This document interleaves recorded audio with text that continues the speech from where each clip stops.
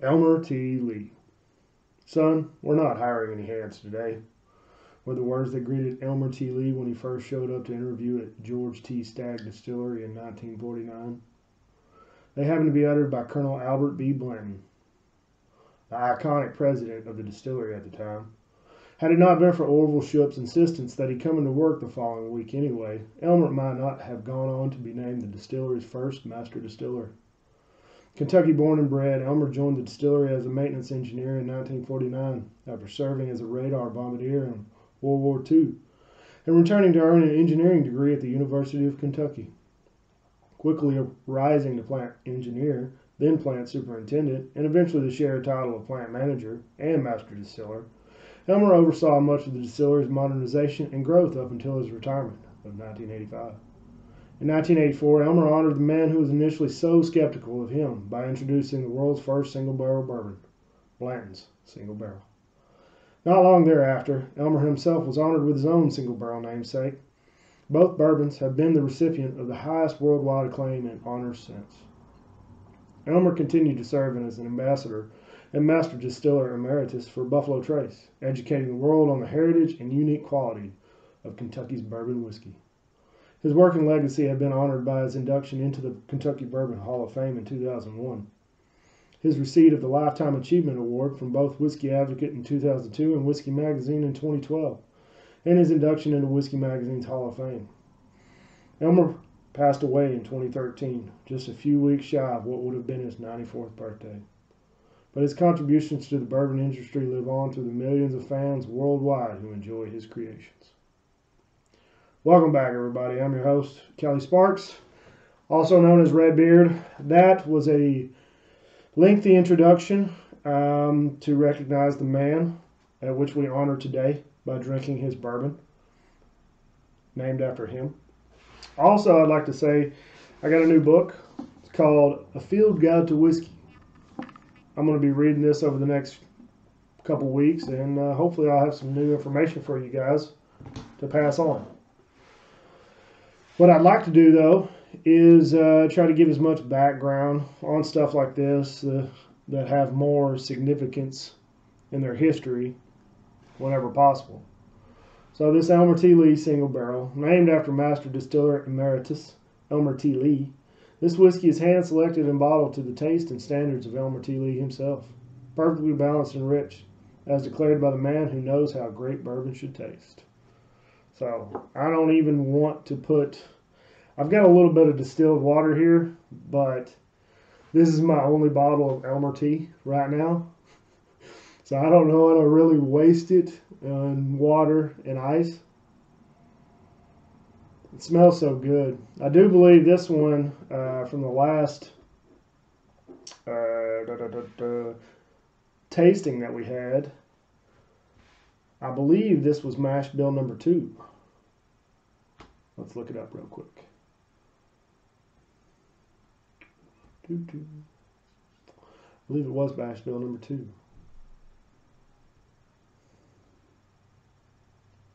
If I can pull it up. Yep. So this one, along with Ancient Age, Rock Hill Farm, Blanton's, and the rest of the Blanton's line, is the high rye mash bill number 2. It's got 12 to 15% rye, or higher rye. Oh, you can smell it. It's got a little bit of spice.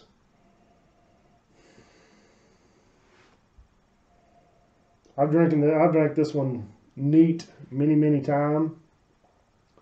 I'm fixing to go kill my dog, so I'm going to pause this real quick because she's outside barking. And I'm back. So I'm going to go ahead and get into this one. That was enough background and story. Elmer T. Lee was a very respectable man. I never met the guy, but I'm sure he was pretty cool. It smells so good.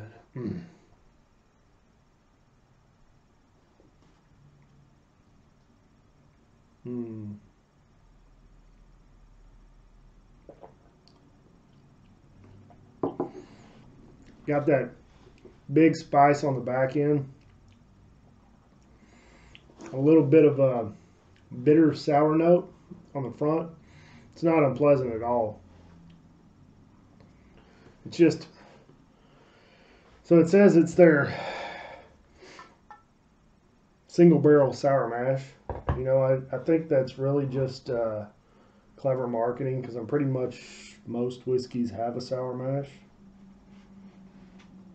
Pretty sure that's the case. But if you can get your hands on one, I suggest picking it up, because you'll not be dissatisfied.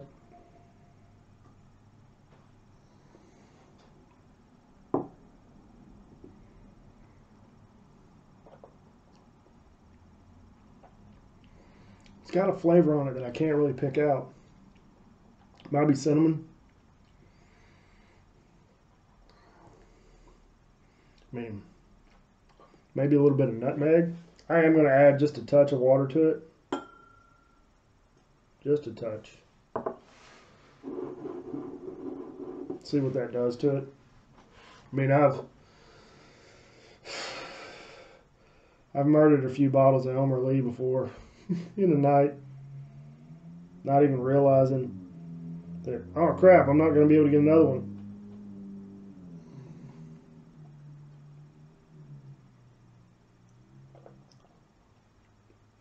I brought out more vanilla. It's got a lot more spice on it, most likely due to the rye. But I can't really pick apart the flavors like I could with the Antique 107, but it's really, really enjoyable to drink. You don't need to, I mean, adding the water to it right there pretty much cut out any burn. So this is definitely one that you want to drink either neat or with just a touch of water. I wouldn't put this on ice if you paid me. Well, unless you paid me in another bottle.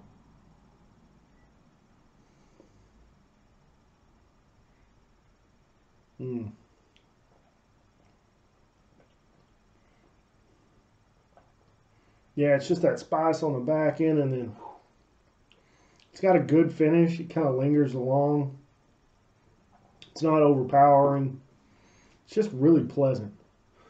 I hate to say it, that this one will probably not stand up well in a blind taste test, just because the flavors are not overpowering. I think it's going to get lost. I'm going to just go ahead and throw that out there. I think it's going to get lost whenever I put it up against. It's going to go up against Weller 107 and E.H. Taylor Small Batch. I did some rearranging behind me because I wanted the other big time single barrels and barrel proofs next to each other. But this one retails for about $35, $37 here in the States, or here in Texas. But if you can get your hands on one, it's just really just a nice little bourbon drink, and you can't go wrong with it. You really can't.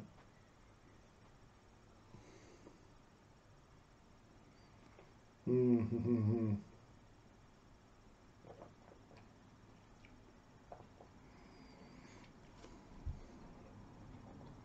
I'm finally picking up the vanilla, maybe a little bit of caramel and toffee. Caramel. I don't think it matters. Definitely some cinnamon in there.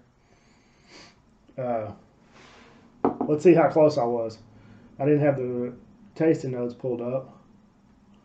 But tasting notes. The nose brings notes of clove, vanilla, and old leather. I don't really get the old leather. Oh, yeah, there it is. Got it now. The flavor balances fruit, honey, and vanilla with a light spiciness, a long and warm finish.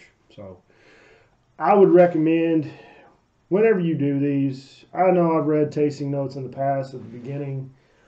I would at least look them up. You don't have to read them beforehand, but have them available. So whenever you start tasting the whiskey, because unless you're a professional sommelier, and even most of those are probably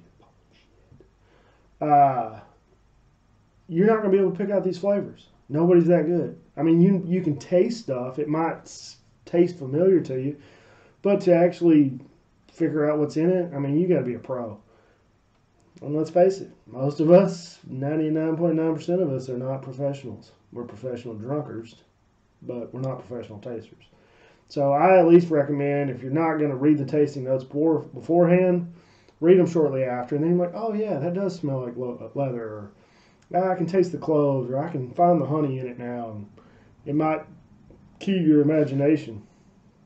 So I just wanted to touch on one thing. If I know in the Eagle Rare video I had Heather on, and I'm going to keep posting the link to her race page. So if anybody feels generous to donate to her cause for the race against kids cancer, please do so and help out. I'll keep posting the link, and I want to say the race is early December, so I'll post it all the way up until the race. Like always, if you feel generous enough and you find it in your heart to donate to my Patreon, there's a link below as well. I'll post a link to this. Oh yeah, rating. Man, I'm going to have to say on this specific bottling, I'm probably going to go 7.5. It wasn't overwhelming like the Antique 107 was, or it wasn't as powerful on the palate, but that's just my opinion. It's still a top dollar or a top bourbon to pick up. It's probably pretty close to the Eagle Rare in my opinion, but I'm going to give it a 7.5. But back to the money. If you feel generous to donate $1 a month, I would greatly appreciate it, because this stuff is not cheap. Trying to improve my audio, my visual, get stuff in stock so I can keep putting out videos every day. It's going to take a lot more than just whatever I'm bringing in on my salary. So if you feel generous, please donate. If not, hey, thanks for watching.